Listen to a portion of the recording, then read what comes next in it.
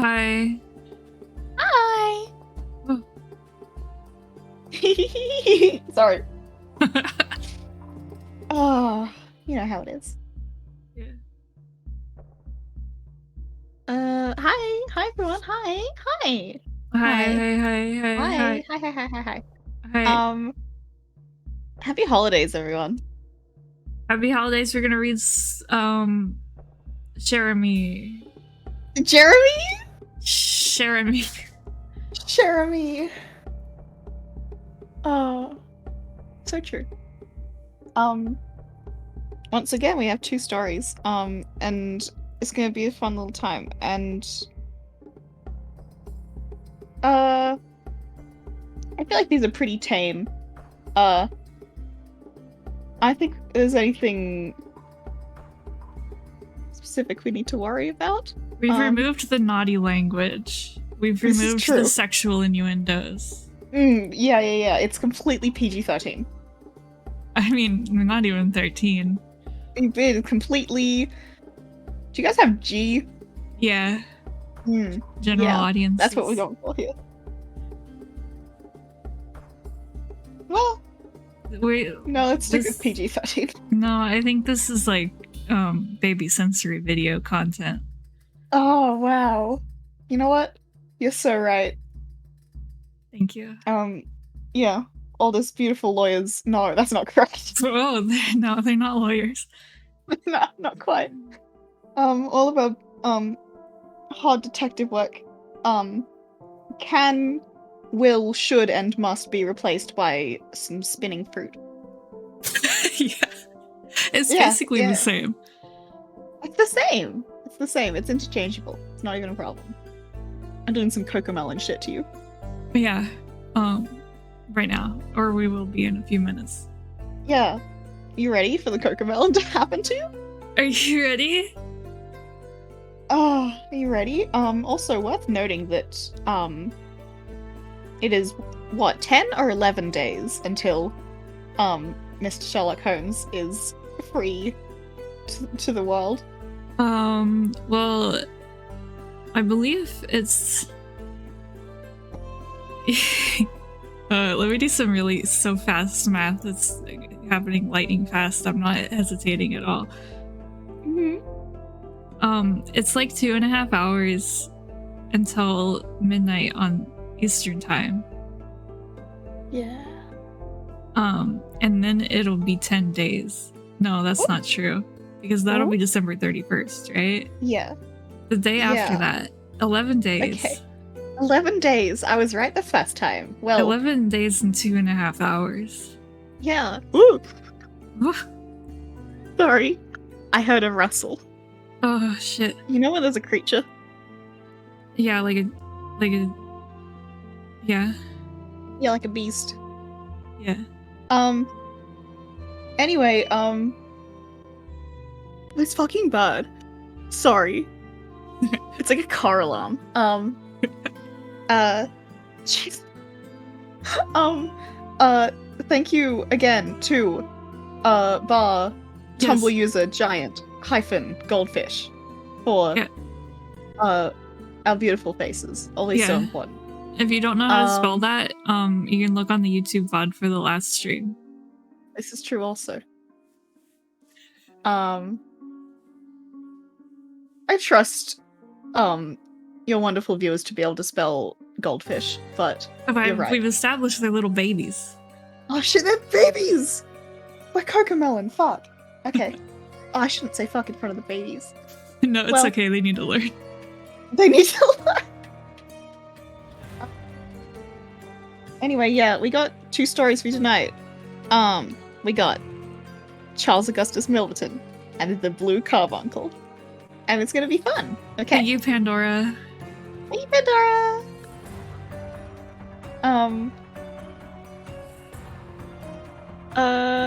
Hello. Them.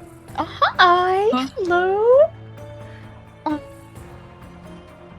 This music's really intense. It's so intense.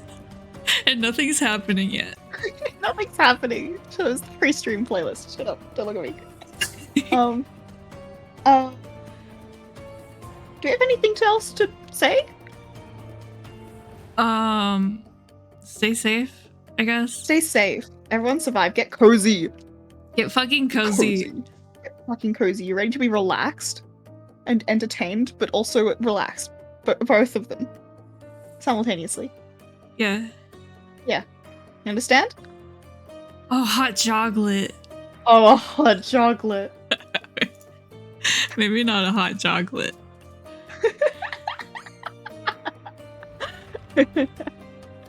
Oh, hopefully a chocolate can get hot and feel no ill effects. Oh, yeah. A joglet is like when you fill a balloon with flour. You know what I mean?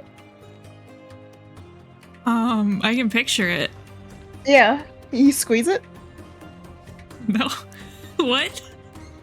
When I was a kid, I used to make like stress balls out of a balloon that I either filled with like rice or flour, and you could squeeze it and like shape it. You know? That's a joglet. Oh, You I understand? thought you meant pop the flour as a prank, so it gets everywhere. No. Okay. No, that's fucked up. I'm not gonna kill the chocolate. Okay. I thought it might be a fun prank to get flour everywhere. No, at the cost of a beautiful joglet. Well, I don't know. I was thinking about the the world balloons come to? more. Maybe the chocolate My likes lord. it. I don't know. This is To just turning explore? into a podcast about Yes, nothing. this is a podcast. Yes, we're here to reach our coast. Yeah. Yeah. Are we ready? Yeah. Make sure you sip your oiter. It's just like your dream, Scout. Literally, we could have a podcast. No, we're not having this discussion right now.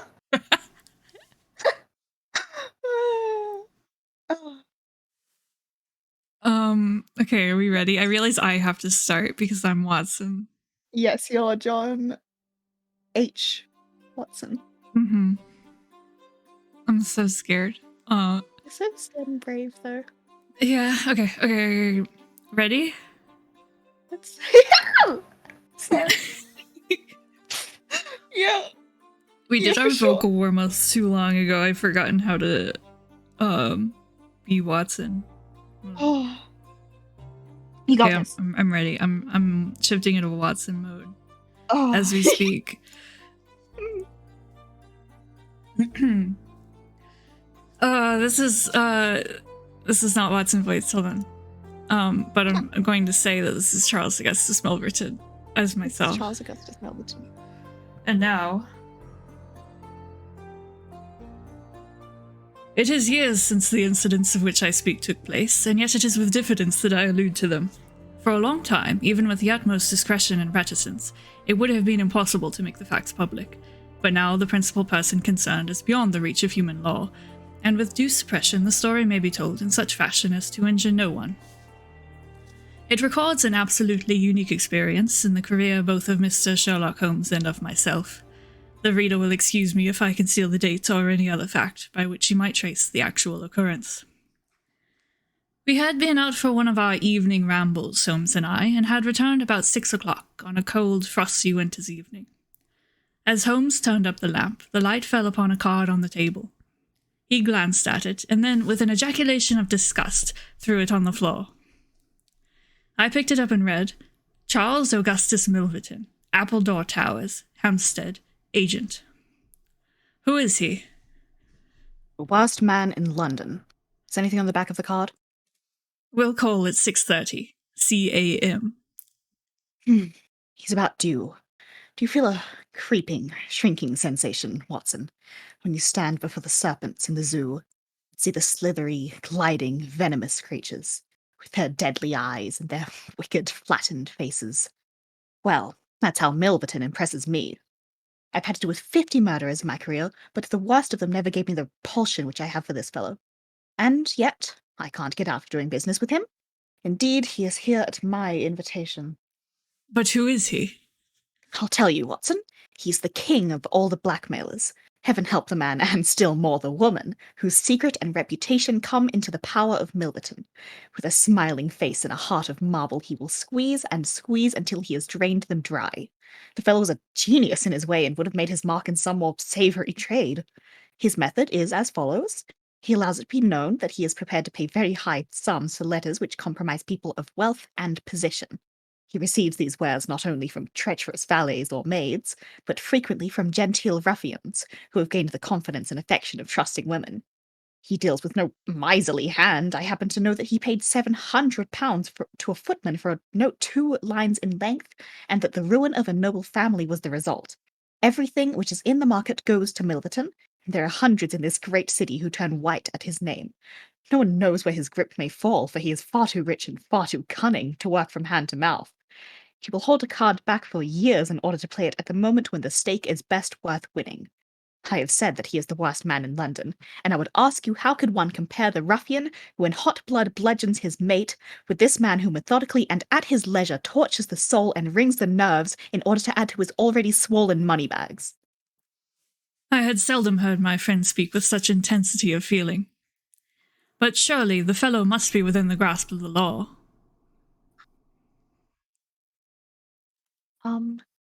My audio's actually gone out. I apologize. I'll be just a second. No, technical difficulties.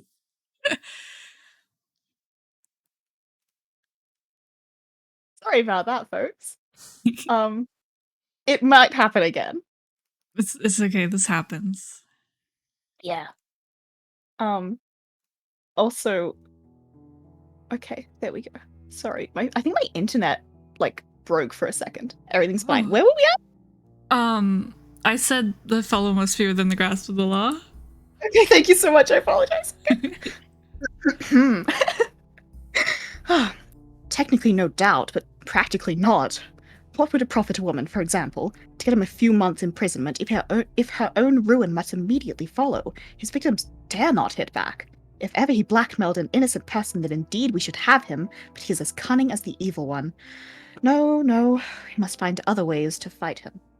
And why is he here?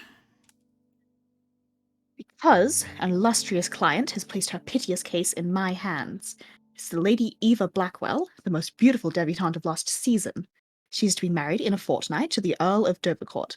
His fiend has several imprudent letters, imprudent, Watson, nothing worse, which were written to an impecunious young squire in the country. They would suffice to break off the match. Milverton will send the letters to the Earl unless a large sum of money is paid him. I have been commissioned to meet him, and to make the best terms I can. At that instant, there was a clatter and a rattle in the street below. Looking down, I saw a stately carriage and pair, the brilliant lamps gleaming on the glossy haunches of the noble chestnuts. A footman opened the door, and a small, stout man in shaggy astrakhan overcoat descended. A minute later, he was in the room. Charles Augustus Milverton was a man of 50, with a large intellectual head, a round, plump, hairless face, a perpetual frozen smile, and 2 keen grey eyes which gleamed brightly from behind broad, gold-rimmed glasses. There was something of Mr. Pickwick's benevolence in his appearance, marred only by the insincerity of the fixed smile, and by the hard glitter of those restless and penetrating eyes.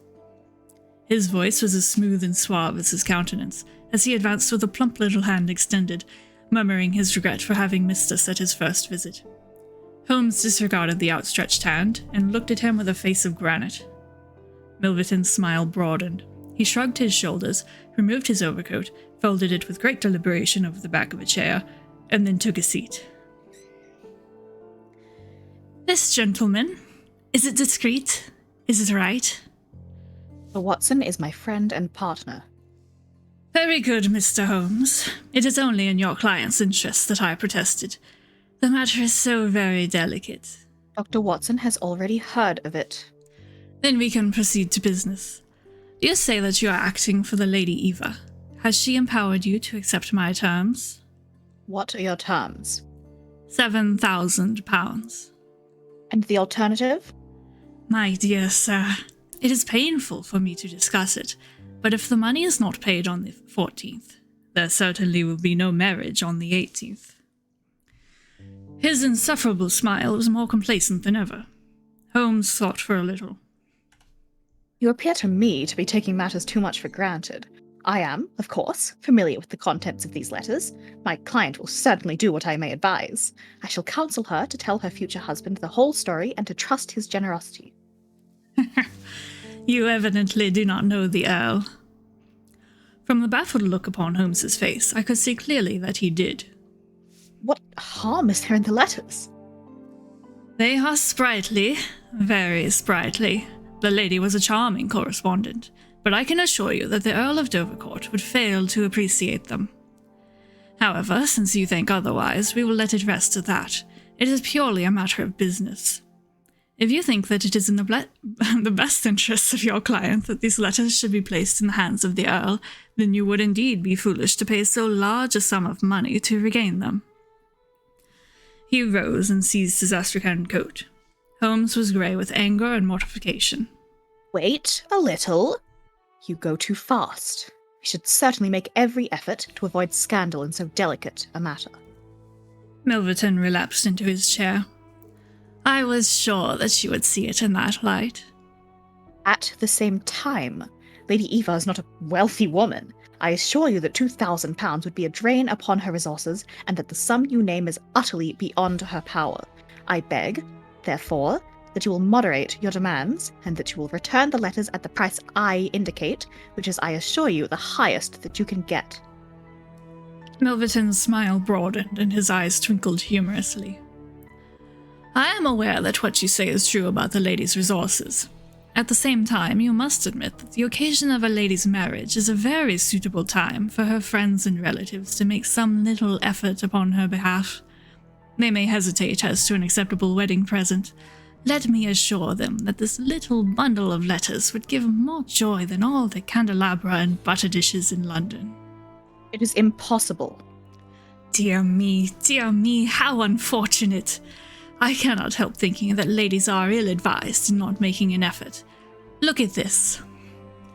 He took out a bulky pocketbook and held up a little note with a coat of arms upon the envelope. That belongs to... well, perhaps it is hardly fair to tell the name until tomorrow morning. But at that time it will be in the hands of the lady's husband, and all because she will not find a beggarly sum which she could get by turning her diamonds into paste. It is such a pity. Now, you remember the sudden end of the engagement between the Honourable Miss Miles and Colonel Dorking? Only 2 days before the wedding, there was a paragraph in the Morning Post to say that it was all off. And why? It is almost incredible, but the absurd sum of £1,200 would have settled the whole question. Is it not pitiful?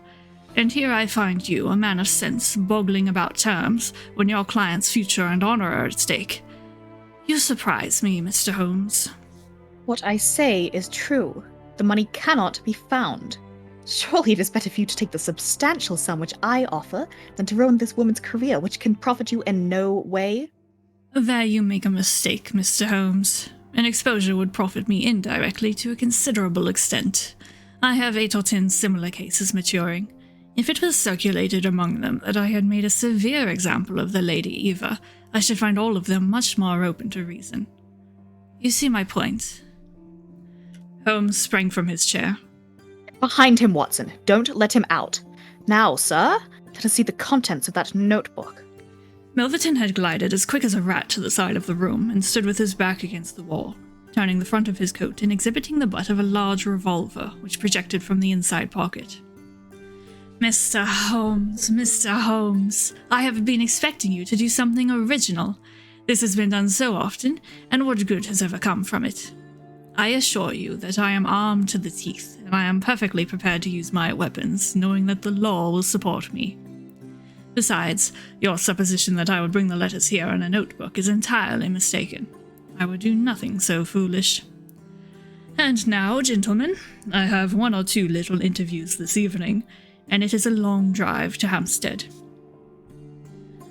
He stepped forward, took up his coat, laid his hand on his revolver, and turned to the door. I picked up a chair, but Holmes shook his head and I laid it down again. With a bow, a smile, and a twinkle, Milverton was out of the room, and a few moments after we heard the slam of the carriage door and the rattle of the wheels as he drove away. Holmes sat motionless by the fire, his hands buried deep in his trouser pockets, his chin sunk upon his breast, his eyes fixed upon the glowing embers. For half an hour he was silent and still. Then, with the gesture of a man who has taken his decision, he sprang to his feet and passed into his bedroom. A little later, a rakish young workman with a goatee beard and a swagger lit his clay pipe at the lamp before descending into the street. Be back some time, Watson, said he, and vanished into the night. I understood that he had opened his campaign against Charles Augustus Milverton, but I little dreamed the strange shape which that campaign was destined to take. For some days, Holmes came and went at all hours in this attire, but beyond a remark that his time was spent at Hampstead and that it was not wasted, I knew nothing of what he was doing.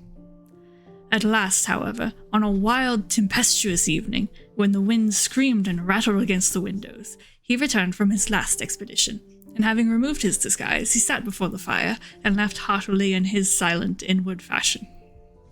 You would not call me a marrying man, Watson. No, indeed. You'll be interested to hear that I'm engaged. My dear fellow, I congratulate... Housemaid. Good heavens, Holmes. I wanted information, Watson. Surely you have gone too far. It was the most necessary step. I'm a plumber with a rising business, Escott by name. I have walked out with her each evening, and I have talked with her. Good heavens, those talks. However, I've got all I wanted. I know Milverton's house as I know the palm of my hand. But the girl, Holmes? You can't help it, my dear Watson. You must play your cards as best you can when such a stake is on the table. However, I rejoice to say that I have a hated rival who will certainly cut me out the instant my back is turned. What a splendid night it is. You like this weather? It suits my purpose. Watson, I mean to burgle Milverton's house tonight.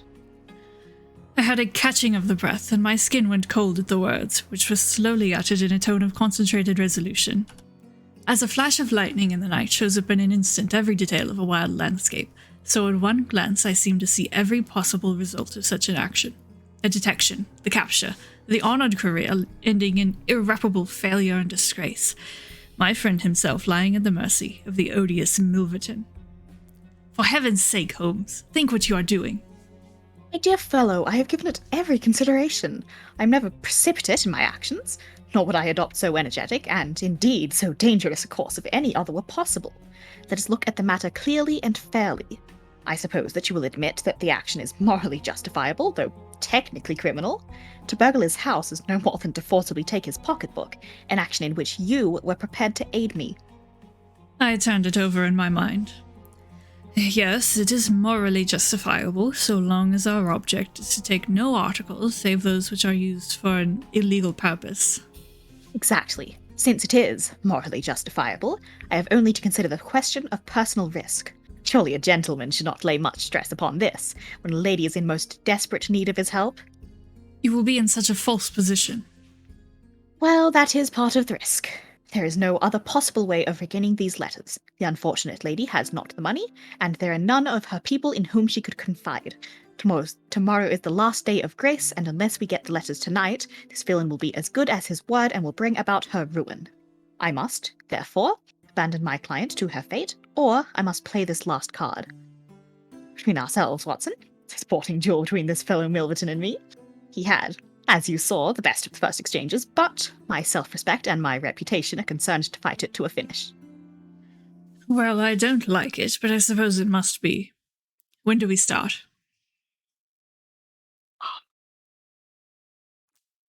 Yeah? You?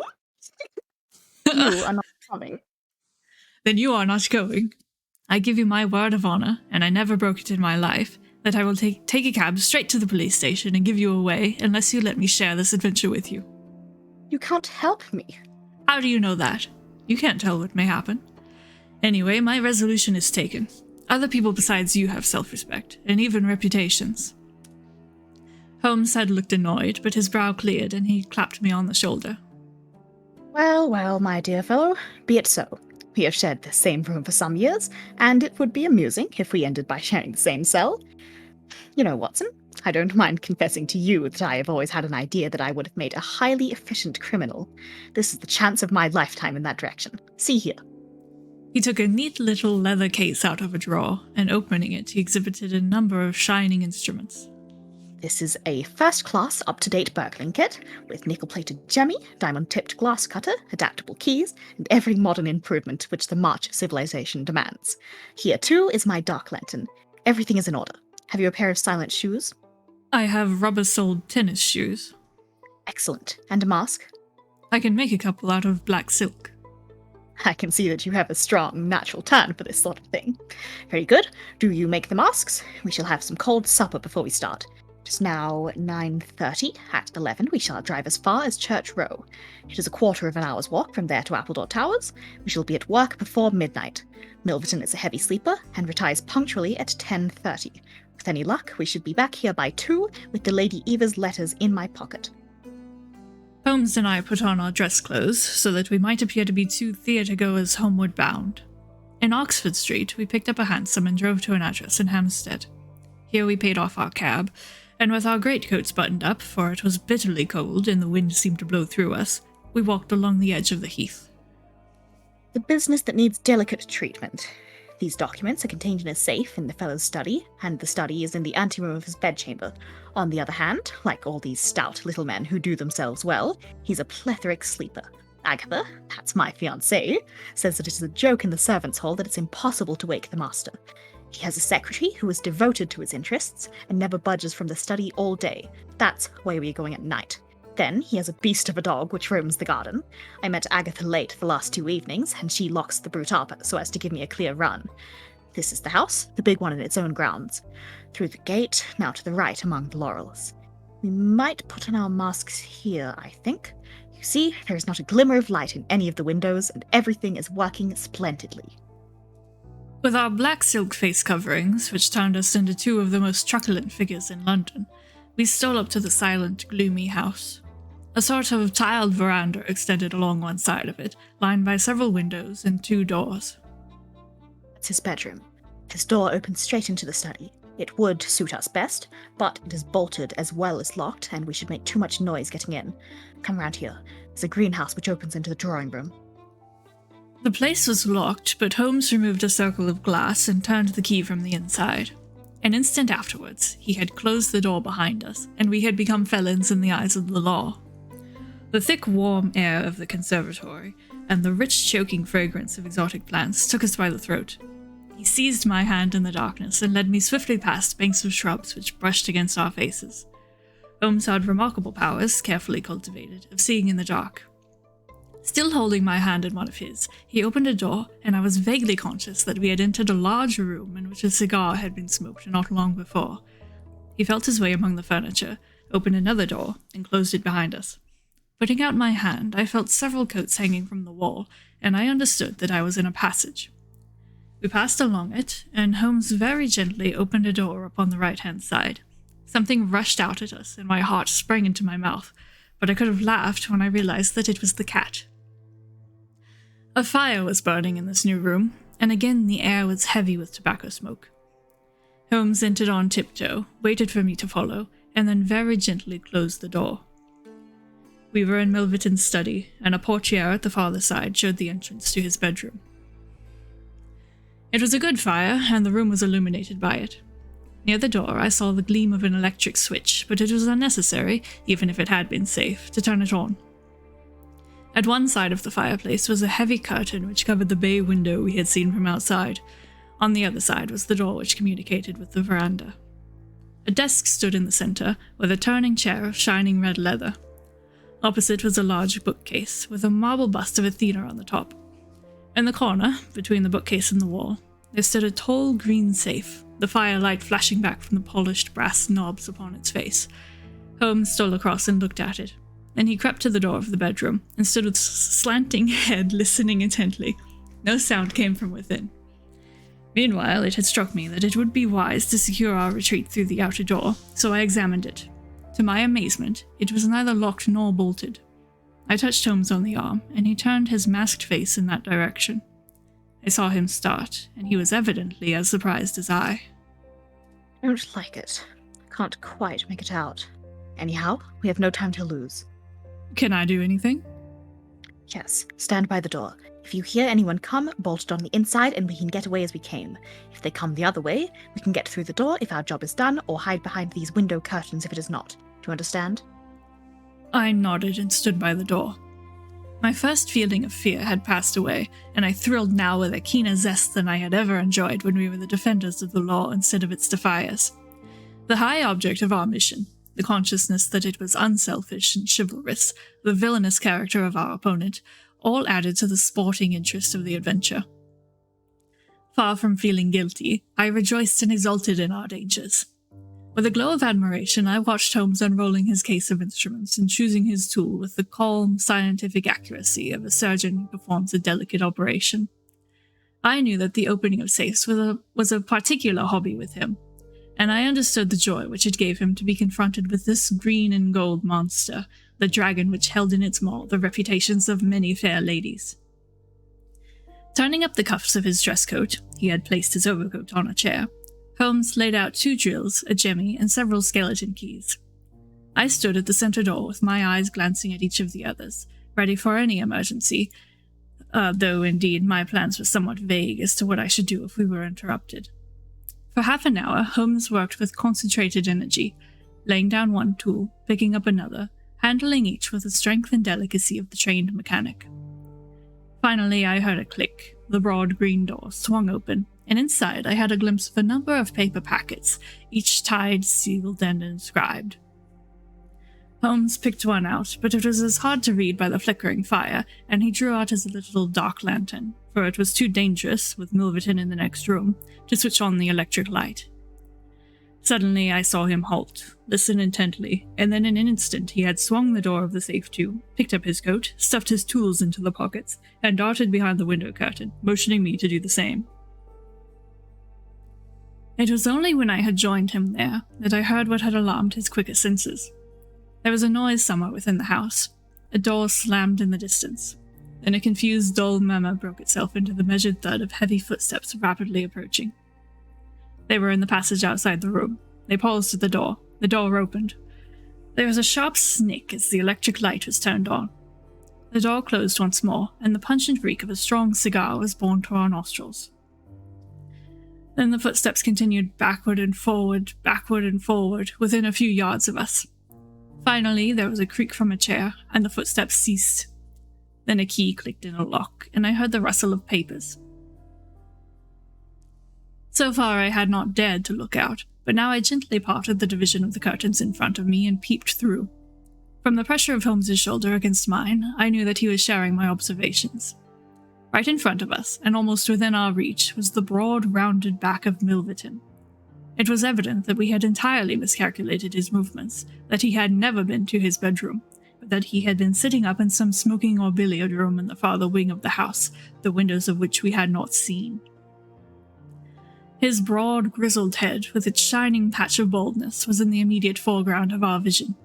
He was leaning far back in the red leather chair, his legs outstretched, a long black cigar projecting at an angle from his mouth. He wore a semi-military smoking jacket, claret-colored, with a black velvet collar. In his hand he held a long legal document, which he was reading in an indolent fashion, blowing rings of tobacco smoke from his lips as he did so. There was no promise of a speedy departure in his composed bearing and his comfortable attitude. I felt Holmes's hand steal into mine and give me a reassuring shake, as if to say that the situation was within his powers, and that he was easy in his mind. I was not sure whether he had seen what was only too obvious from my position, that the door of the safe was imperfectly closed, and that Milverton might at any moment observe it. In my own mind, I had determined that if I were sure, from the rigidity of his gaze, that it had caught his eye, I would at once spring out, throw my greatcoat over his head, pinion him, and leave the rest to Holmes. But Milverton never looked up. He was languidly interested by the papers in his hand, and page after page was turned as he followed the argument of the lawyer. At least, I thought, when he has finished the document and the cigar, he will go to his room. But before he reached the end of either, there came a remarkable development which turned our thoughts into quite another channel. Several times I had observed that Milverton looked at his watch, and once he had risen and sat down again with a gesture of impatience. The idea, however, that he might have an appointment at so strange an hour never occurred to me until a faint sound reached my ears from the veranda outside. Milverton dropped his papers and sat rigid in his chair. The sound was repeated, and then there came a gentle tap at the door. Milverton rose and opened it. "Well, you are nearly half an hour late." So this was the explanation of the unlocked door and of the nocturnal vigil of Milverton. There was the gentle rustle of a woman's dress. I had closed the slit between the curtains as Milverton's face had turned in our direction, but now I ventured very carefully to open it once more. He had resumed his seat, the cigar still projecting at an insolent angle from the corner of his mouth. In front of him, in the full glare of the electric light, there stood a tall, slim, dark woman, a veil over her face, a mantle drawn round her chin. Her breath came quick and fast, and every inch of the lithe figure was quivering with strong emotion. "Well, you made me lose a good night's rest, my dear. I hope you'll prove worth it. You couldn't come any other time, eh?" The woman shook her head. "Well, if you couldn't, you couldn't. If the Countess is a hard mistress, you'll have your chance. Ooh, you have your chance to level with her now. Bless the girl, what are you shivering about? That's right, pull yourself together. Now let us get down to business. You say that you have 5 letters which compromise the Countess d'Albert. You want to sell them. I want to buy them. So far, so good. It only remains to fix a price. I should want to inspect the letters, of course, if they are really good specimens. Great heavens, is it you?" The woman, without a word, had raised her veil and dropped the mantle from her chin. It was a dark, handsome, clear-cut face which confronted Milverton, a face with a curved nose, strong, dark eyebrows shading hard, glittering eyes, and a straight, thin-lipped mouth set in a dangerous smile. "It is I, the woman whose life you have ruined." "You were so very obstinate. Why did you drive me to such extremities?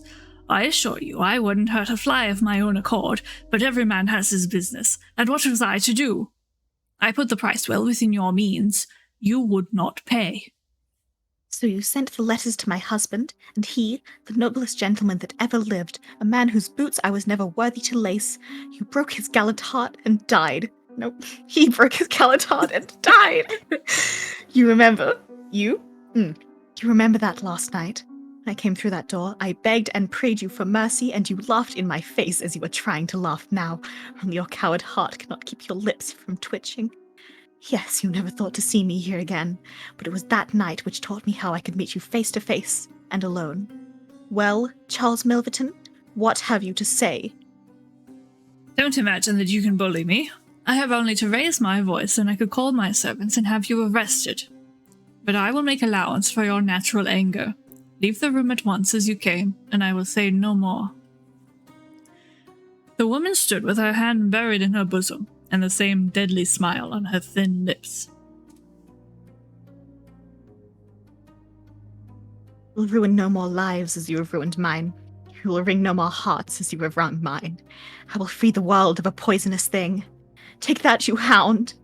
She had drawn a little gleaming revolver and emptied barrel after barrel into Milverton's body, the muzzle within 2 feet of his shirt front. He shrank away and then fell forward upon the table, coughing furiously and clawing among the papers.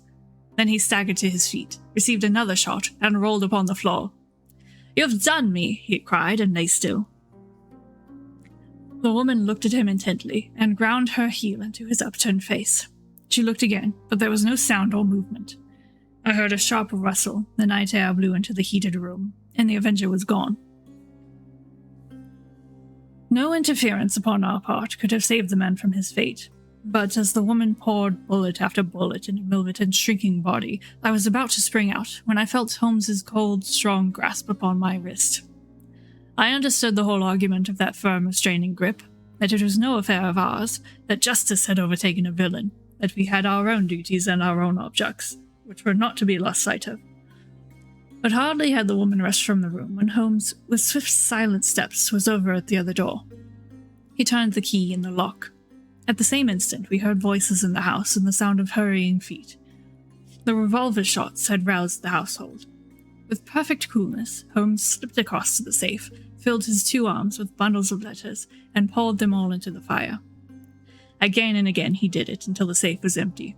Someone turned the handle and beat upon the outside of the door. Holmes looked swiftly round. The letter which had been the messenger of death for Milverton lay, all mottled with his blood, upon the table. Holmes tossed it in among the blazing papers.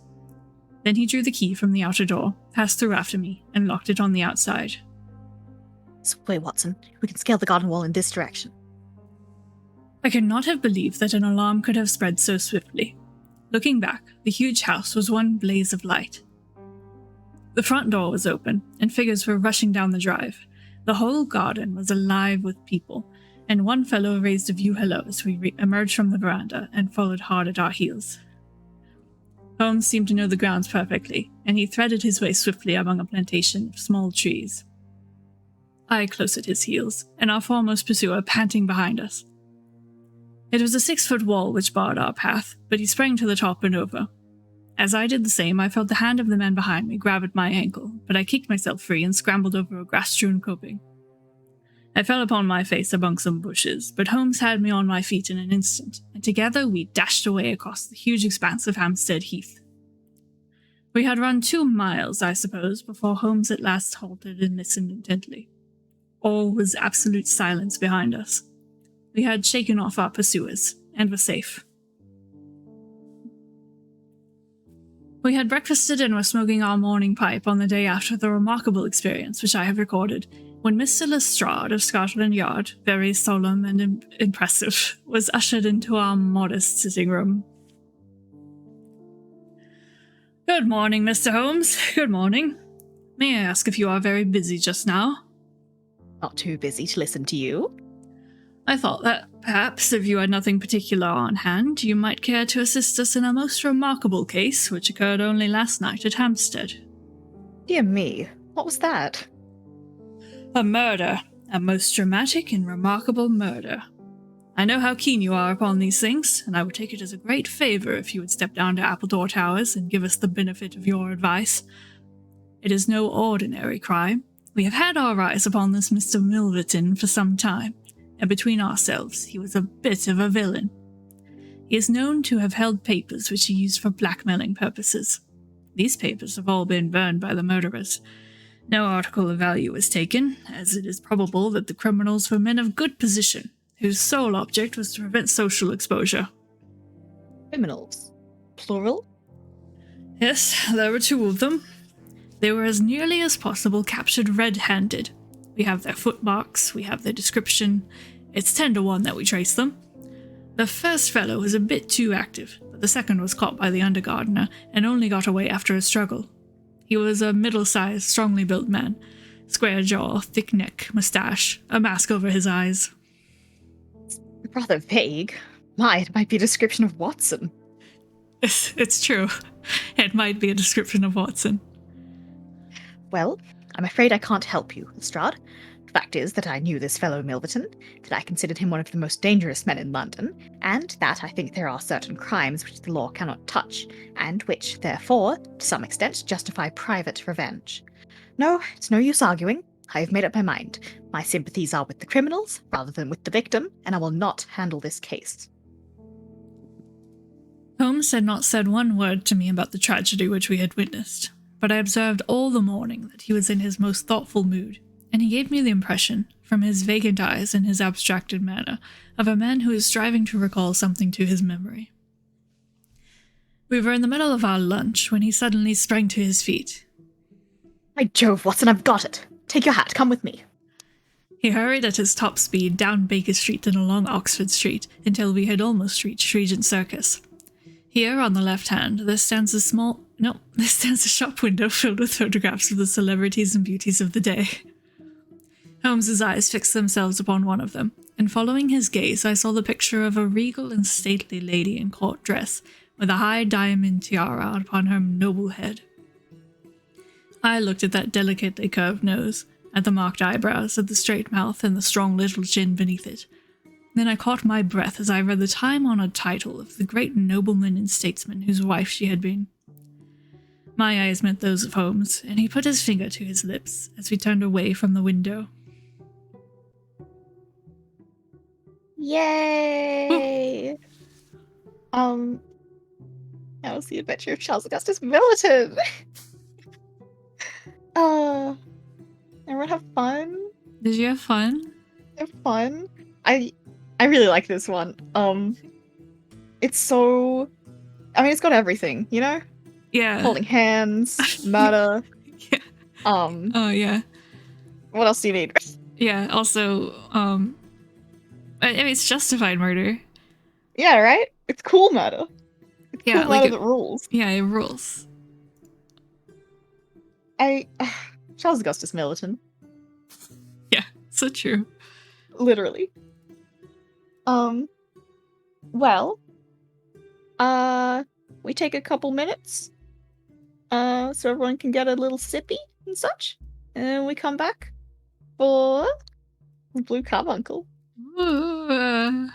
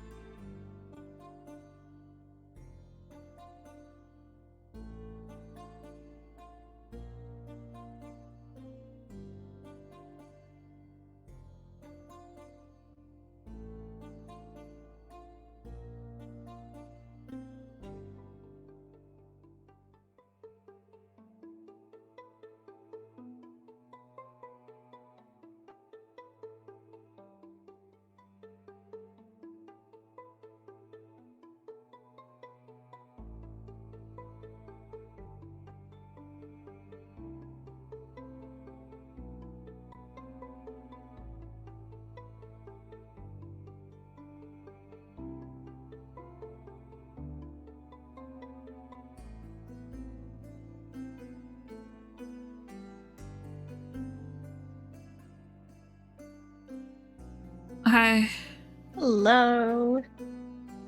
I had a little eucalyptus drop treat. Yum, yum, yum, Ah, how was everyone's break? yum. Oh, scary. We're so scary.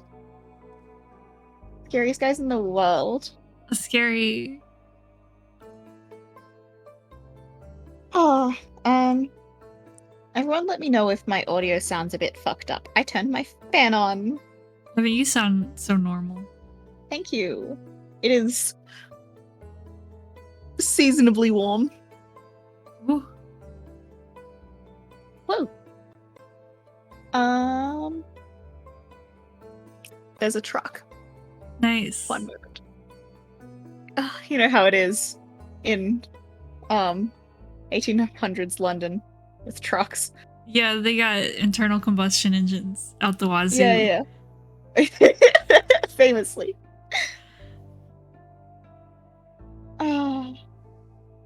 Deep in thought.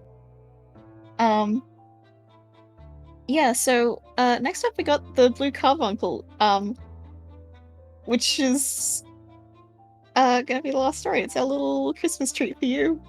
Last story ever. Last story ever! We're lying to you. Yeah, that's a huge lie. Unless something terrible happens. Unless something terrible happens. Oh. Yeah. Any Any things to mention questions? before we get in? Any questions? Any questions, comments? Feedback form. Yeah. If 70% of you submit your feedback forms at the end of this, we get a pizza party. Yay! Little Sherlock Holmes pizza party. Carbuncle is like a precious gem. It's like a rock. Yeah, they're usually red, but this one's blue. Yeah.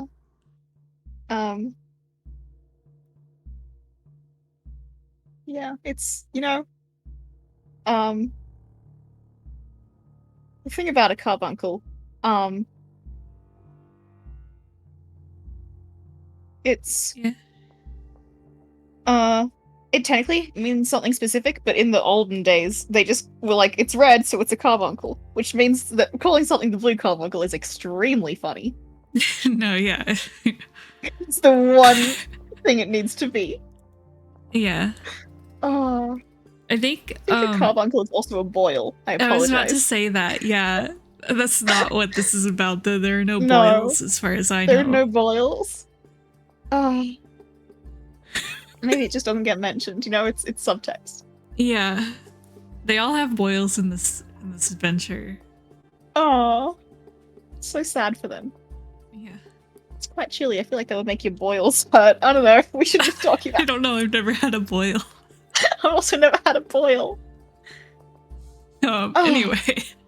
Yeah, anyway. Let's get into it. Let's fucking go! As they say in the games of foot. Let's fucking go. Yeah, that's what he says. Famous Famously. Sherlock Holmes line. Let's fucking go. I gotta read this fucking paragraph. Yes.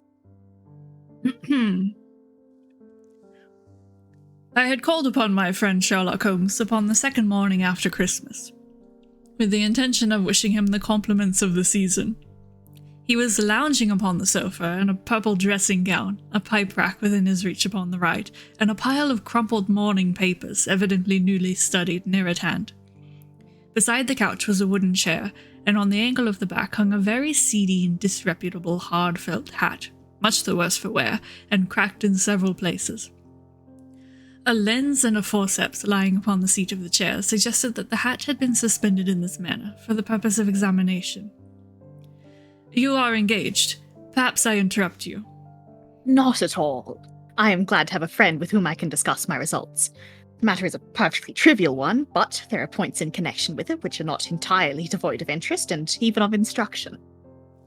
I seated myself in his armchair and warmed my hands before his crackling fire, for a sharp frost had set in, and the windows were thick with the ice crystals.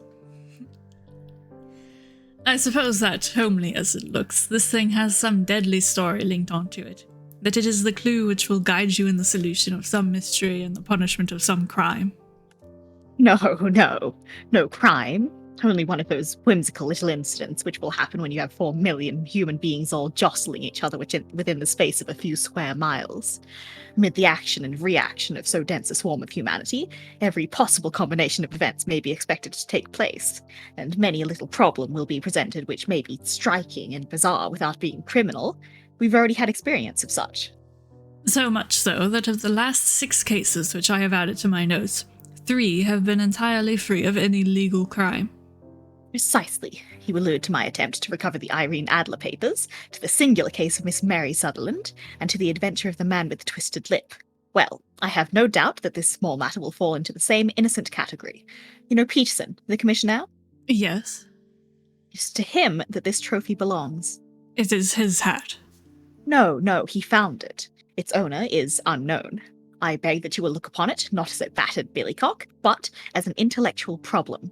And first, as to how it came here. It arrived upon Christmas morning, in company with a good fat goose, which is, I have no doubt, roasting at this moment in front of Peterson's fire. The facts are these. About 4 o'clock on Christmas morning, Peterson, who, as you know, is a very honest fellow, was returning from some small jollification, and was making his way homeward down Tottenham Court Road. In front of him he saw, in the gaslight, a tallish man walking with a slight stagger, and carrying a white goose slung over his shoulder.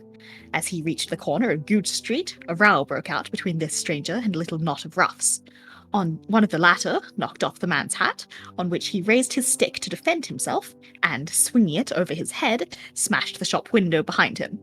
Peterson had rushed forward to protect the stranger from his assailants, but the man, shocked at having broken the window, and seeing an official-looking person in uniform rushing towards him, dropped his goose, took to his heels, and vanished amid the labyrinth of small streets which lie at the back of Tottenham Court Road.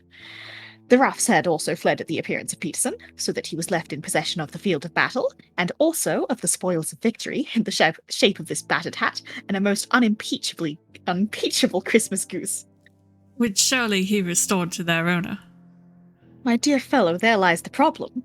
It is true that for Mrs. Henry Baker was printed upon a small card which was tied to the bird's left leg, and it is also true that the initials HB are legible upon the lining of this hat, but as there are some thousands of Bakers and some hundreds of Henry Bakers in this city of ours, it is not easy to restore lost property to any one of them. What, then, did Peterson do? He brought round both hat and goose to me on Christmas morning, knowing that even the smallest problems are of interest to me. The goose we retained until this morning, when there were signs that, in spite of the slight frost, it would be well that it should be eaten without unnecessary delay. Its finder has carried it off, therefore, to fulfill the ultimate destiny of a goose, while I continue to retain the hat of the unknown gentleman who lost his Christmas dinner. Did he not advertise? No, Then what clue could you have as to his identity? only as much as we can deduce. From his hat. Precisely. But you are joking. What can you gather from this old battered felt? Here is my lens. You know my methods. What can you gather yourself as to the individuality of the man who has worn this article? I took the tattered object in my hands and turned it over rather ruefully. It was a very ordinary black hat of the usual round shape, hard and much the worse for wear. The lining had been of red silk, but was a good deal discoloured. There was no maker's name, but as Holmes had remarked, the initials HB were scrawled upon one side. It was pierced in the brim for a hat securer, but the elastic was missing. For the rest, it was cracked, exceedingly dusty, and spotted in several places, although there seemed to have been some attempt to hide the discoloured patches by smearing them with ink. I can see nothing. On the contrary, Watson, you can see everything. You fail, however, to reason from what you see. You're too timid in drawing your inferences. Then pray tell me what it is that you can infer from this hat. He picked it up. What? What are you doing? I've never done that in my life. We've been practicing this for weeks. Literally have never tried to take one of my lines before. That's never happened. It's the... Well... Oh, the You love to see it, folks. Now I'm giggling. I'll see you guys later. No. I was going to disconnect from the calls a bit, but the music is mine. Oh dear. Watson. Oh dear. That's me. He picked it up and I'm sorry. Oh. He picked it up and gazed at it in the shit, God damn it, this is the ejaculations all over again. Don't.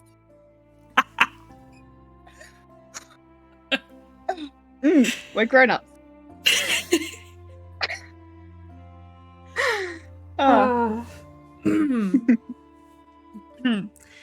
He picked it up and gazed at it in the peculiar introspective fashion which was characteristic of him. Oh my word. It is perhaps less suggestive than it might have been, and yet there are a few inferences which are very distinct, and a few others which represent at least a strong balance of probability. That the man was highly intellectual is of course obvious upon the face of it, and also that he was fairly well-to-do within the last 3 years, although he has now fallen upon evil days. He had foresight, but has less now than formerly, pointing to a moral retrogression, which, when taken with the decline of his fortunes, seems to indicate some evil influence, probably drink, at work upon him. This may also account for the obvious fact that his wife has ceased to love him. My dear Holmes. He has, however, retained some degree of self-respect. He is a man who leads a sedentary life, goes out little, is out of training entirely, is middle-aged, has grizzled hair which he has cut within the last few days, and which he anoints with lime cream. These are the more patent facts which are to be deduced from his hat. Also, by the way, that it is extremely improbable that he has gas laid on in his house. You are certainly joking, Holmes. Not in the least. Is it possible that even now, when I give you these results, you are unable to see how they are attained? I have no doubt that I am very stupid, but I must confess that I am unable to follow you. For example, how did you deduce that this man was intellectual? For answer, Holmes clapped the hat upon his head. It came right over the forehead and settled upon the bridge of his nose. It is a question of cubic capacity. A man with so large a brain must have something in it. The decline of his fortunes, then? This hat is 3 years old. These flat brims curled at the edge came in then. It was a hat of the very best quality. Look at the band of ribbed silk and the excellent lining. If this man could afford to buy so expensive a hat 3 years ago, and has had no hat since, then he has assuredly gone down in the world. Well, that is clear enough, certainly. But how about the foresight and the moral retrogression? Here is the foresight. These hat securities are never sold upon hats. If this man ordered one, it is a sign of a certain amount of foresight, since he went out of his way to take this precaution against the wind. But, since we see that he has broken the elastic and has not troubled to replace it, it is obvious that he has less foresight now than formerly, which is a distinct proof of a weakening nature. On the other hand, he has endeavoured to conceal some of these stains upon the felt by daubing them with ink, which is a sign that he has not entirely lost his self-respect. Your reasoning is certainly plausible. The further points that he is middle-aged, that his hair is grizzled, that he's been recently cut, and that he uses lime cream are all to be gathered from a close examination of the lower part of the lining. The lens discloses a large number of hair ends, clean cut by the scissors of the barber. They all appear to be adhesive, and there is a distinct odour of lime cream. This dust, you will observe, is not the gritty grey dust of the street, but the fluffy brown dust of the house, showing that it has been hung up indoors most of the time, while the marks of moisture upon the inside are proof positive that the wearer perspired very freely, and could therefore hardly be in the best of training. But his wife? You said that she had ceased to love him. His hat has not been brushed for weeks. When I see you, my dear Watson, with a week's accumulation of dust upon your hat, and when your wife allows you to go out in such a state, I shall fear that you also have been unfortunate enough to lose your wife's affection. But he might be a bachelor.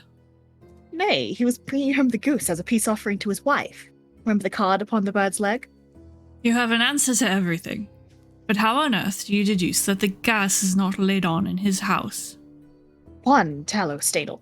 Even 2 might come by chance, but when I see no less than 5, I think that there can be little doubt that the individual must be brought into frequent contact with burning tallow.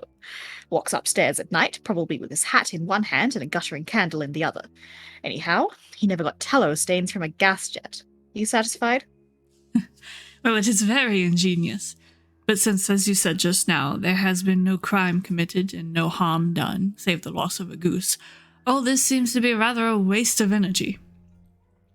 Sherlock Holmes had opened his mouth to reply when the door flew open, and Peterson, the commissionaire, rushed into the apartment, with flushed cheeks and the face of a man who was dazed with astonishment. "The goose, Mr. Holmes! The goose, sir!" Eh? What of it then? Has it returned to life and flapped off through the kitchen window? Holmes twisted himself round upon the sofa to get a fairer view of the man's excited face. "See here, sir. See what my wife found in its crop." He held out his hand and displayed upon the center of the palm a brilliantly scintillating blue stone, rather smaller than a bean in size, but of such purity and radiance that it twinkled like an electric point in the dark hollow of his hand. By Jove, Peterson, this is a treasure trove indeed. I suppose you know what you have got? "A diamond, sir. A precious stone. It cuts into glass as though it were putty." It's more than a precious stone. It is the precious stone. "Not the Countess of Morcar's blue carbuncle." Precisely so. I ought to know its size and shape, seeing that I have read the advertisement about it in the Times every day lately. It is absolutely unique, and its value can only be conjectured, but the reward offered of £1,000 is certainly not within a 20th part of the market price. £1,000! Great Lord of mercy! The commissioner plumped down into a chair and stared from one to the other of us. That is the reward, and I have reason to know that there are sentimental considerations in the background, which would induce the Countess to part with half her fortune if she could but recover the gem. It was lost, if I remember aright, at the Hotel Cosmopolitan. Precisely so. On December 22nd, just 5 days ago, John Horner, a plumber, was accused of having abstracted it from the lady's jewel case. The evidence against him was so strong that the case has been referred to the assizes. I have some account of the matter here, I believe. He rummaged amid his newspapers, glancing over the dates, until at last he smoothed one out, doubled it over, and read the following paragraph. Hotel Cosmopolitan jewel robbery. John Horner, 26, plumber, was brought up upon the charge of having, upon the 22nd instant, abstracted from the jewel case of the Countess of Morcar the valuable gem known as the Blue Carbuncle. James Ryder, upper attendant at the hotel, gave his evidence to the effect that he had shown Horner up to the dressing room of the Countess of Morcar upon the day of the robbery, in order that he might solder the second bar of the grate, which was loose. He had remained with Horner some little time, but had finally been called away. On returning, he found that Horner had disappeared, that the bureau had been forced open, and that the small morocco casket, in which, as it afterwards transpired, the Countess was accustomed to keep her jewel, was lying empty upon the dressing table. Ryder instantly gave the alarm, and Horner was arrested the same evening, but the stone could not be found either upon his person or in his rooms.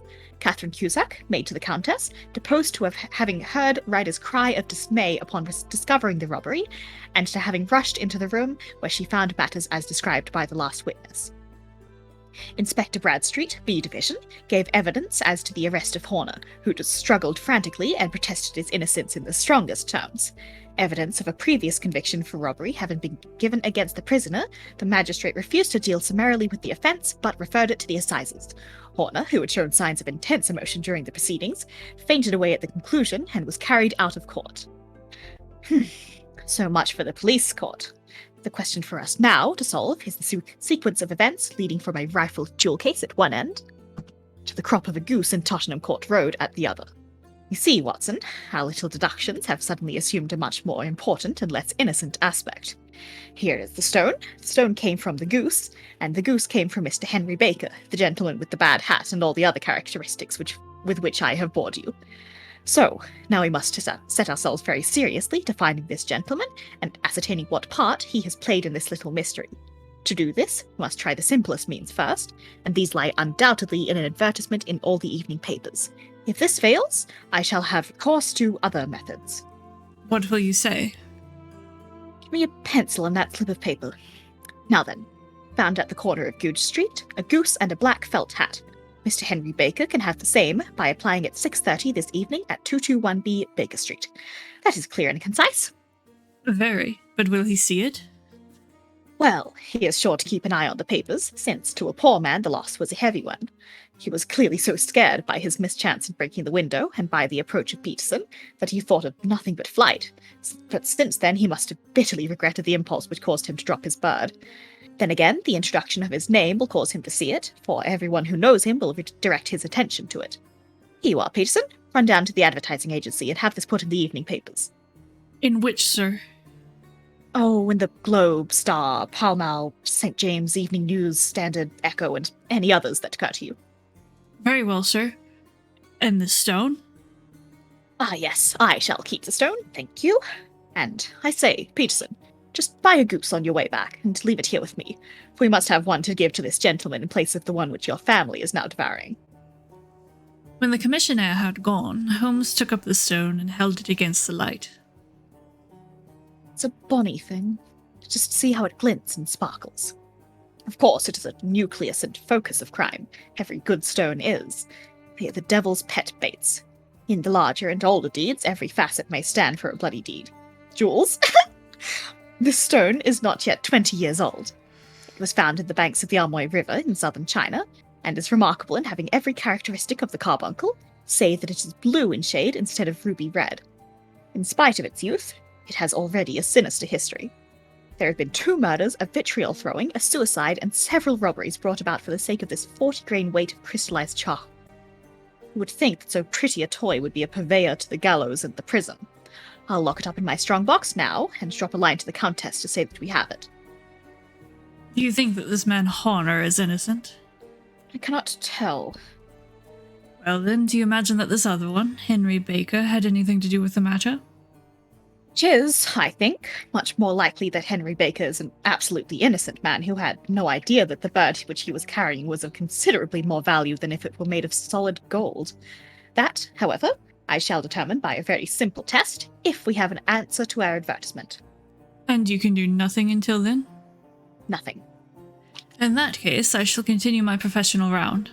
I shall come back in the evening at the hour you have mentioned, for I should like to see the solution of so tangled a business. Very good to see you. I dine at 7. There is a woodcock, I believe.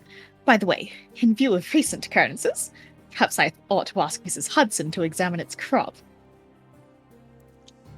I had been delayed at a case, and it was a little after 6:30 when I found myself in Baker Street once more. As I approached the house, I saw a tall man in a Scotch bonnet with a coat which was buttoned up to his chin, waiting outside in the bright semicircle which was thrown from the fanlight. Just as I arrived, the door was opened, and we were shown up together to Holmes's room. Mr. Henry Baker, I believe? Pray take this chair by the fire, Mr. Baker. It is a cold night, and I observe that your circulation is more adapted for summer than for winter. Ah, Watson, you have just come at the right time. Is that your hat, Mr. Baker? Yes, sir, that is undoubtedly my hat. He was a large man with rounded shoulders, a massive head, and a broad, intelligent face, sloping down to a pointed beard of grizzled brown. A touch of red in nose and cheeks, with a slight tremor of his extended hand, recalled Holmes's surmise as to his habits. His rusty black frock coat was buttoned right up in front, with the collar turned up, and his lank wrists protruded from his sleeves without a sign of cuff or shirt. He spoke in a slow, staccato fashion, choosing his words with care, and gave the impression generally of a man of learning and letters who had had ill usage at the hands of fortune. We have retained these things for some days because we expected to see an advertisement from you giving your address. I am at a loss to know now why you did not advertise. Oh, shillings have not been so plentiful with me as they once were.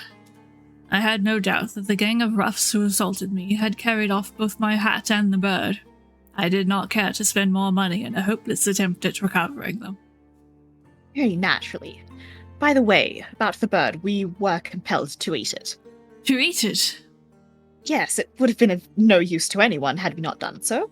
But I presume that this other goose upon the sideboard, which is about the same weight and perfectly fresh, will answer your purpose equally well? Oh, certainly, certainly. Of course, we still have the feathers, legs, crop, and so on of your own bird, so if you wish... They might be useful to me as relics of my adventure.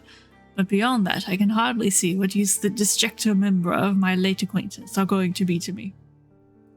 No, sir, I think that, with your permission, I will confine my attentions to the excellent bird which I perceive upon the sideboard. Sherlock Holmes glanced sharply across at me with a slight shrug of his shoulders. There is your hat, then, and there your bird. By the way, would it bore you to tell me where you got the other one from? I am somewhat of a fowl fancier. I have seldom seen a better-grown goose. Certainly, sir. There are a few of us who frequent the Alpha Inn near the museum. We are to be found in the museum itself during the day, you understand.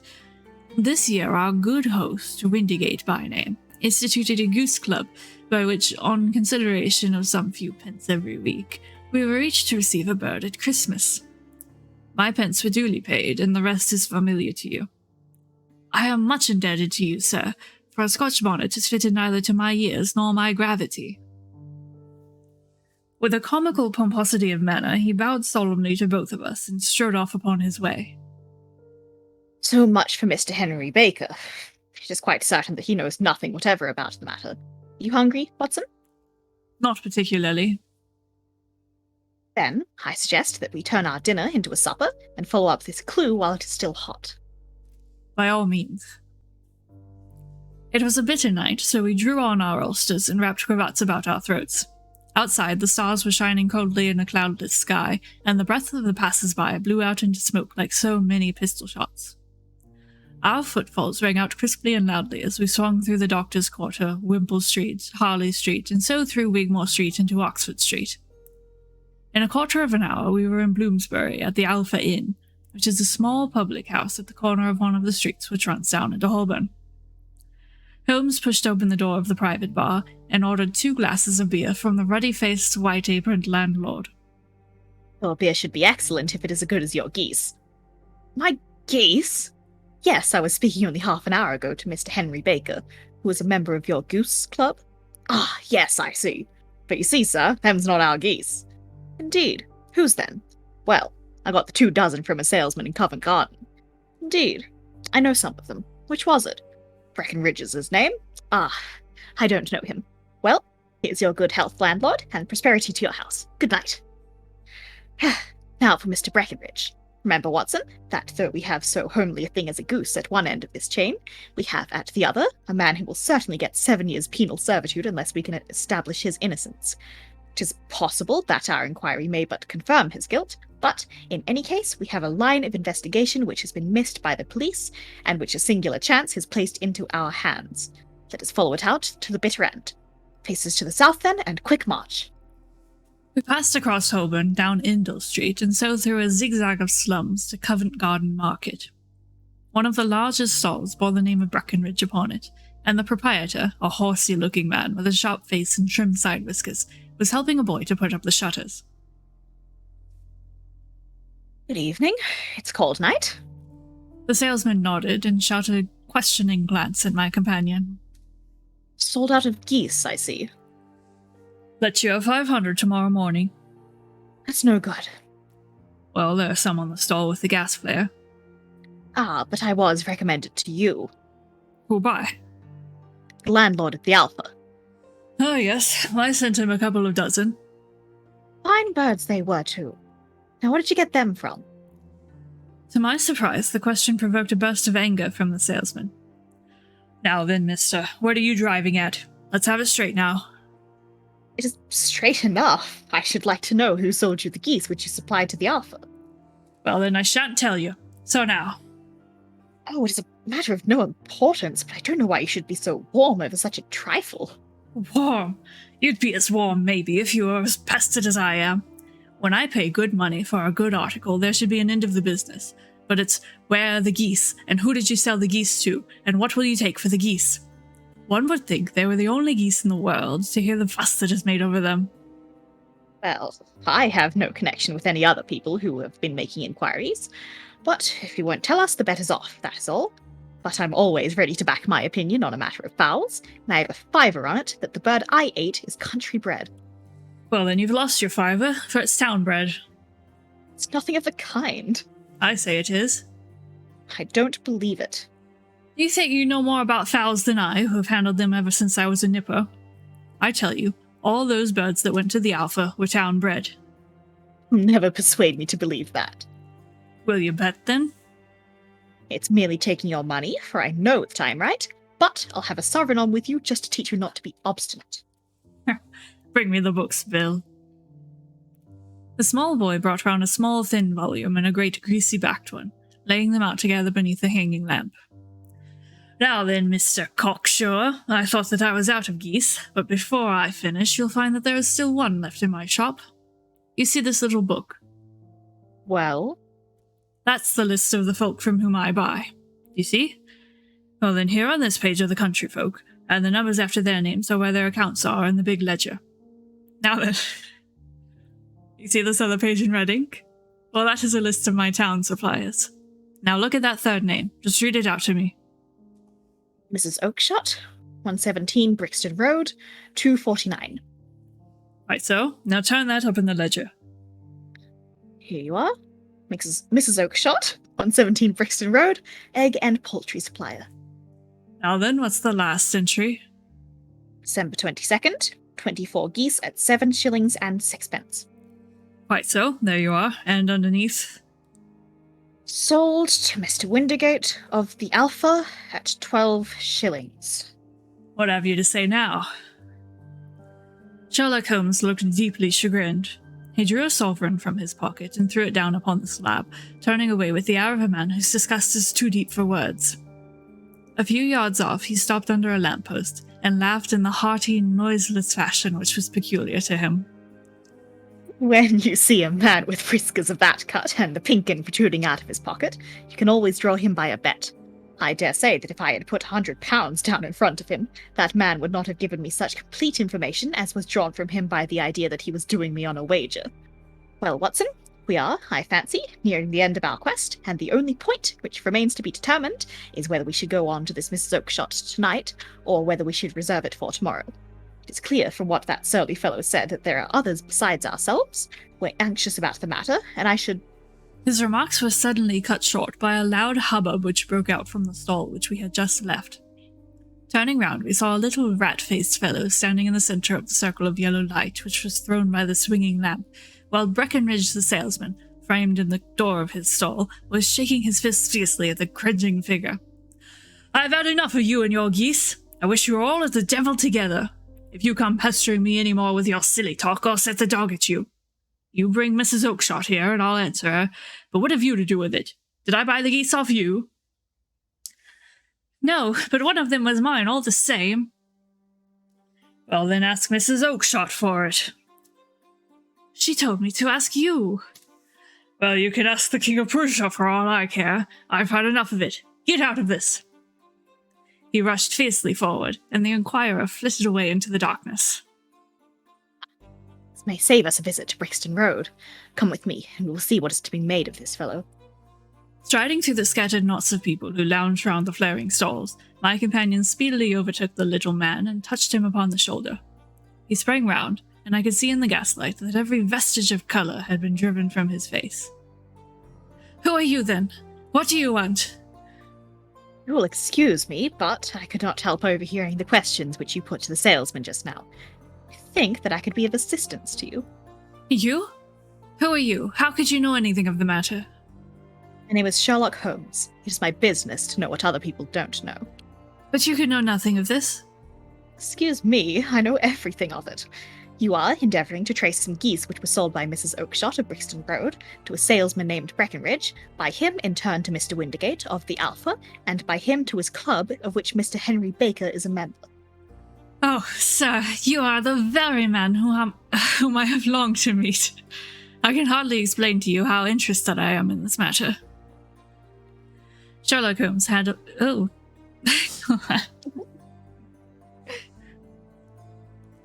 Sorry. You guys gotta stop saying funny things in the chat. Yeah, it's really distracting. Sherlock Holmes hailed a four-wheeler which was passing.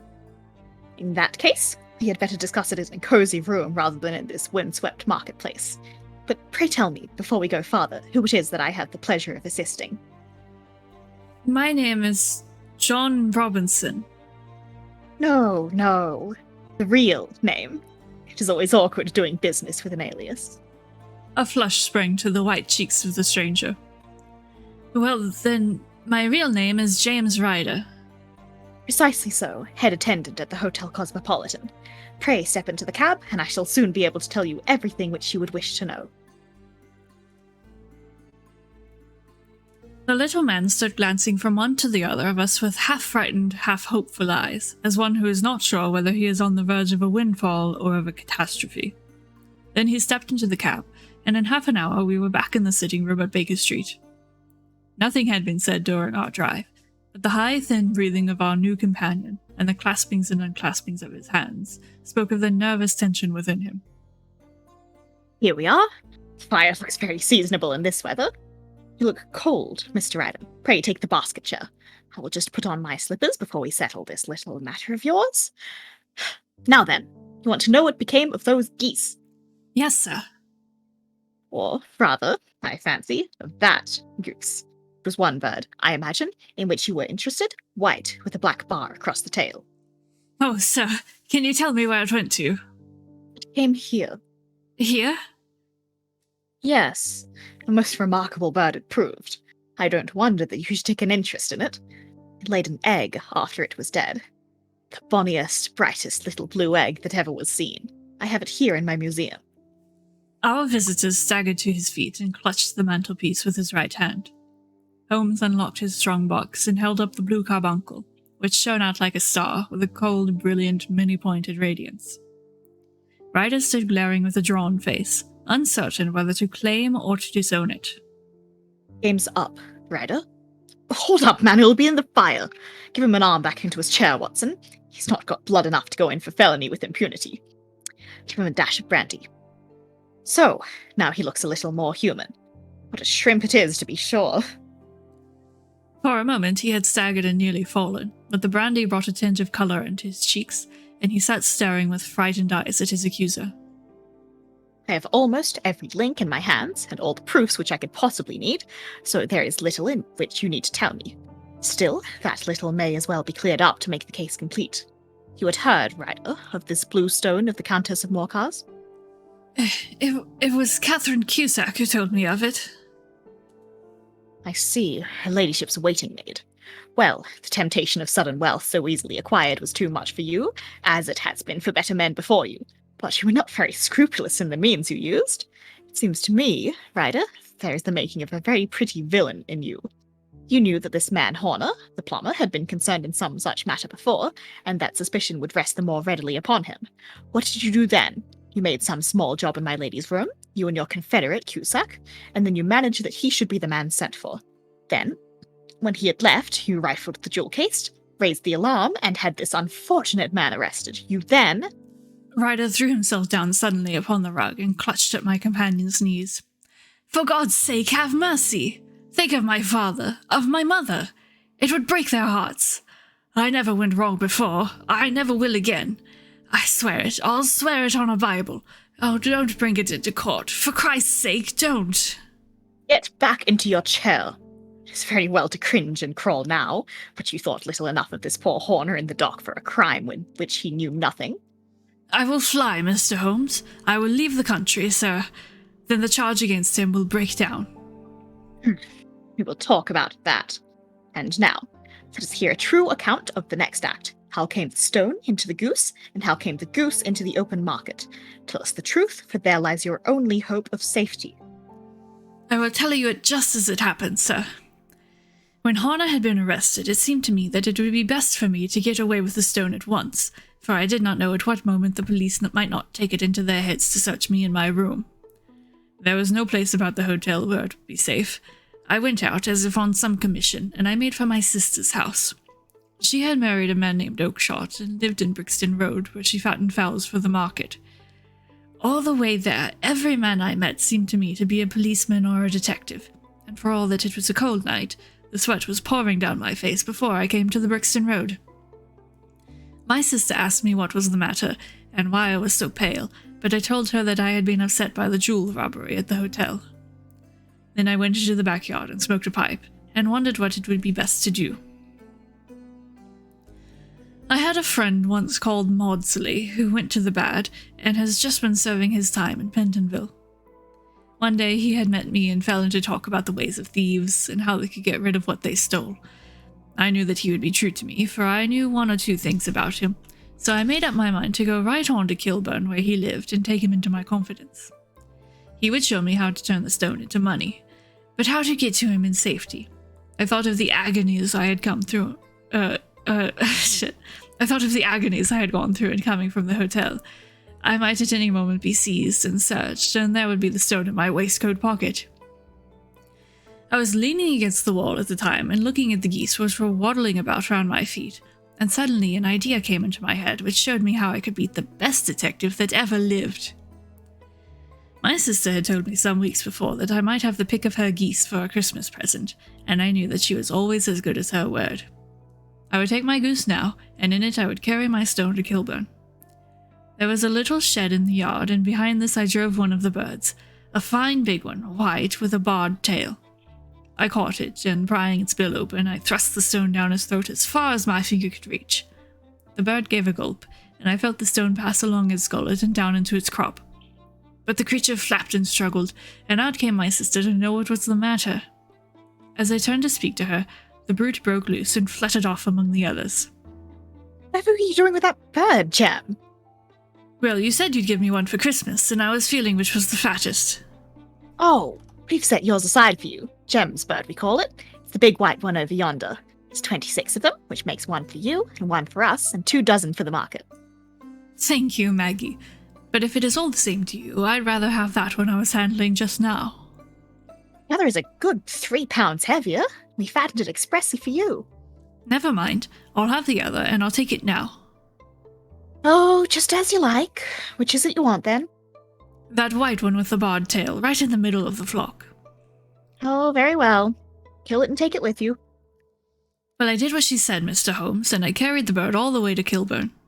I told my pal what I had done, for he was a man that it was easy to tell a thing like that to. He laughed until he choked, and we got a knife and opened the goose. My heart turned to water, for there was no sign of the stone, and I knew that some terrible mistake had occurred. I left the bird, rushed back to my sister's, and hurried into the backyard. There was not a bird to be seen there. Where are they all, Maggie? Onto the dealers, Jem. Which dealers? Breckenridge at Covent Garden. But was there another with a barred tail, the same as the one I chose? Yes, Jem, there were 2 barred-tailed ones, and I could never tell them apart. Well, then, of course I saw it all, and I ran off as hard as my feet would carry me to this man Breckenridge. But he had sold the lot at once, and not one word would he tell me as to where they had gone. You heard him yourselves tonight. Well, he has always answered me like that. My sister thinks that I am going mad. Sometimes I think that I am myself. And now I am myself a branded thief, without ever having touched the wealth for which I sold my character. God help me! God help me! He burst into convulsive sobbing, with his face buried in his hands. There was a long silence, broken only by his heavy breathing and by the measured tapping of Sherlock Holmes's fingertips upon the edge of the table. Then my friend rose and threw open the door. Get out. What, sir? Oh, heaven bless you! No more words. Get out. And no more words were needed. There was a rush, a clatter upon the stairs, the bang of a door, and the crisp rattle of running footfalls from the street. After all, Watson, I am not retained by the police to supply their deficiencies. If Horner were in danger, it would be another thing, but this fellow will not appear against him, and the case must collapse. I suppose that I am commuting a felony, but it is just possible that I am saving his soul. This fellow will not go wrong again. He's too terribly frightened. Send him to jail now, and you make him a jailbird for life. Besides, it is the season of forgiveness. Chance has put it in our way, a most singular and whimsical problem, and its solution is its own reward. If you'll have the goodness to touch the bell, Doctor, we will begin another investigation, in which also a bird will be the chief feature. Yeah! Yay! The crisp rattle. Oh, the crisp rattle! Yay! Oh. Merry Christmas. We did it. We did it! That's a fun one. I really like the Carbuncle. Yeah, it's good. It's good. You know, it's yeah. Yeah. It's good. I like it. It's a good one. It's a good one. It's got everything. Commuting a felony, a rock, Peterson's there, you know? It's fun. Yeah, exactly. Yeah. Well, with that, thank you for coming, everyone. Thank Those are you. the... So true. I hope you enjoyed our little thing. These are so fun. These are so fun to do. Yeah. And there's new fuck ups every time, which is it's Yeah. something for sure. No, it keeps it fresh. Also, hi, Shiny. I don't know if you just got here, but hi. Yeah. Hi, Shiny.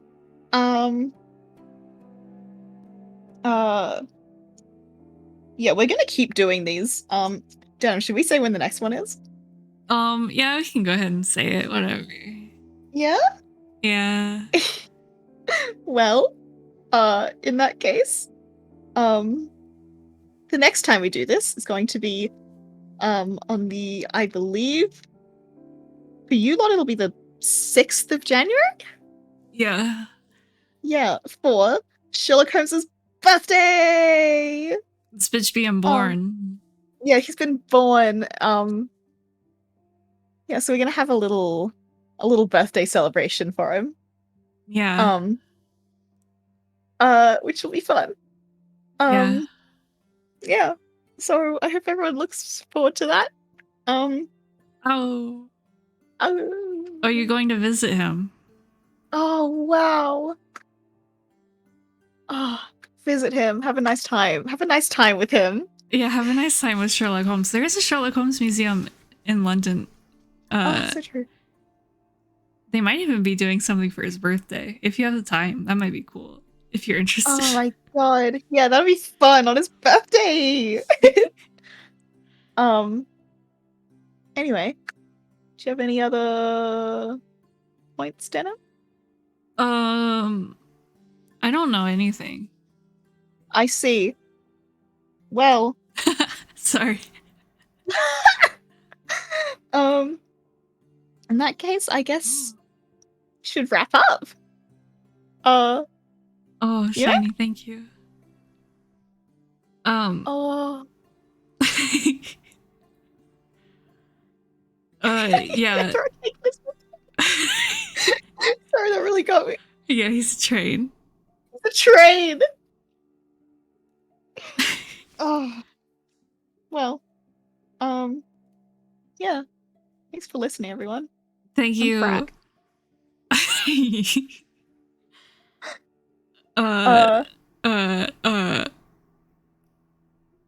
This has been Denim Snack and Scrack. Signing off. Signing off. Goodbye, everyone. Goodbye. Bye. Uh. Bye.